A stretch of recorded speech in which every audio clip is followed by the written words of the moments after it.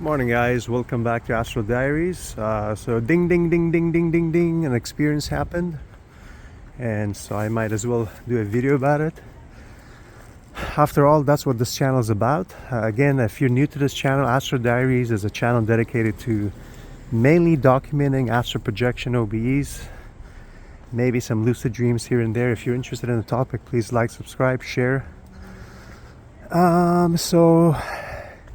So this experience, just like the most recent ones, another learning experience. It wasn't the best one, but if for you guys, it will be a lesson, not a learning experience. And a little bit about the channel. So the best way to support this channel is please like, subscribe. You can go back, watch some older videos based on descriptions and thumbnail and stuff like that. That will help the channel. And a little bit about the channel. I'm going to be toning things down. I'm trying to do maybe one a week because this channel is only about 3 months old and I've already got like almost 90 videos between shorts, full videos. And you know, it's not so much the time of uploading them, it's just all the focus that goes around it. And I also do my share of following this topic. I think we kind of all belong to the same group. I know Darius Wright has not put out anything new, but my boy Andre, the Alchemist, he's been tearing it with uploads and interviews and Q&As. And you probably, if you follow my channel, you probably follow this channel. If you're not, you're going to after this. He did just an amazing interview with I think Beyond Frequency, where the interviewer did as good job as him by not interrupting him. Like way too many interviewers, man, they just jump in, they just can't wait to jump in and say something. In fact, he did another interview about a week ago, which was good, but I want to say the interviewer maybe did a little bit of interrupting, you know, because when you interrupt somebody, you just throw them off, you know. Now they don't know where they were, what they were trying to say. So if you're some interviewer, YouTube interviewer, please let people finish their thought, you know, like make a note of your questions and then insert it later. So anyways, I'll put the link of the description of his channel and the interview. The interview is in the first half. This is like a 2 hour. And then he also does like a Q&A, really good one. If you're into Darius, you're gonna like this guy. So I also, what the point I'm trying to make, I'm interrupting myself now. So I follow other channels between doing my own uploads. You know, it just takes a lot of time.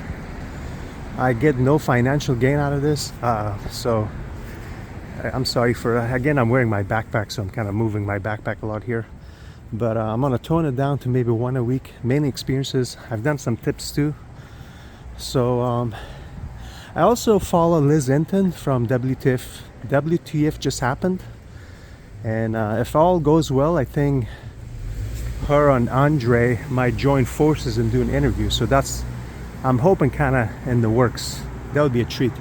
If you haven't followed Liz, her channel, she's one of the best interviewers that I know of. Unfortunately, her channel, I don't think is getting the recognition it deserves. She brings some of the most amazing guests, very science-based, evidence-based.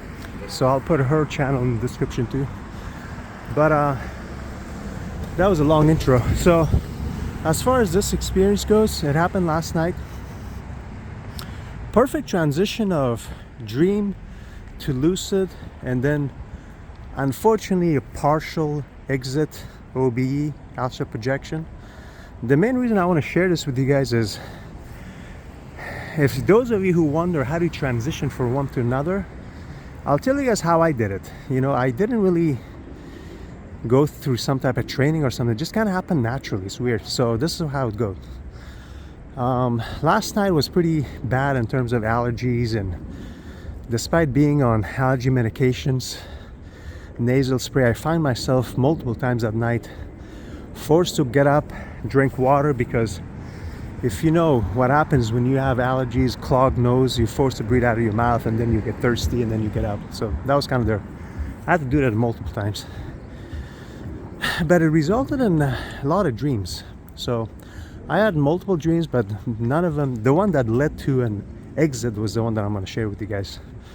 So I find myself in my house, it's night, dark time, and I wake up, roll out of bed the normal way, and I feel like I need to like go to work. I tell myself I gotta get up and get ready to go to work, which is weird because my current schedule, thankfully, it's a lot flexible. I'm kind of self-employed / working from home, so I don't have like a set schedule, which is good and bad. It makes you kind of become lazy, I noticed. So in this dream, I wake up, get up, go downstairs, and the whole time I'm thinking about getting ready to go to work. And then I hear my car from the garage. Vroom, like the engine turns on. I'm like, what the hell? Who's turning on my car? So I go downstairs. I hear somebody's voice. It's like a family member, living family member, thank God. And I'm like, okay, when I go down, I see somebody else, like a cousin or somebody, on the way to my garage. And he looks kind of like, you know those scary movies? You know those early 2000s? Like just some random kid in an underwear, creepy, you know?